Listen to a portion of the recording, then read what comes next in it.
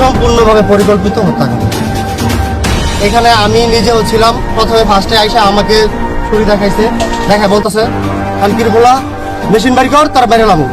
আমি বলতেছি যে কিসের মেশিন কিসের কি, বলতেছে মেশিন বাড়ি কর তার বাইরে লামো। আমি বলছি আমার কাছে মানি ব্যাগের মোবাইলটা আছে, আমাকে চেক করে দেখতে পারেন, আমার কাছে কিছু নাই, আমি অসুস্থ মানুষ, আমার আপনারা যেভাবে পারেন চেক করে দেখেন। আমাকে কিছু বলে নাই।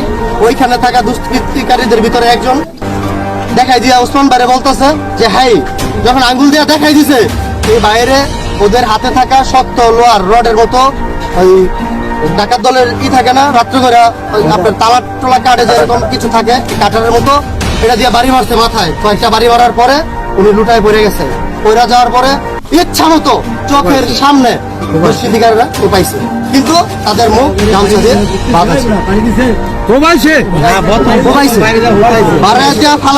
পরে কোবাইছে ওনার ইচ্ছা মতো কোবাইছে।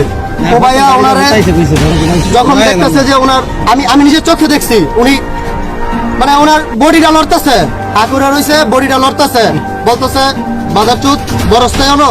আবার এটা বললা ওনার মুখের মাঝে বড় ছুরি দিয়া, কুরবানির গরু জবা করে যেমন ছুরি এরকম ছুরি দিয়া জোরে জোরে কয়েকটা কোপ দেওয়ার পরে ওনার পুতুল এই দিকটা অনেকটাই অনেক বের হয়ে গেছে।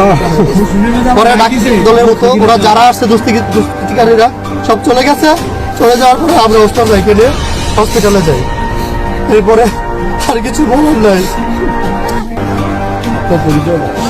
তোমার পরিচয় দাও, তোমার পরিচয় দাও। আমি নারায়ণগঞ্জ জেলা জিয়া পছন্দ দলের রানিং সেক্রেটারি।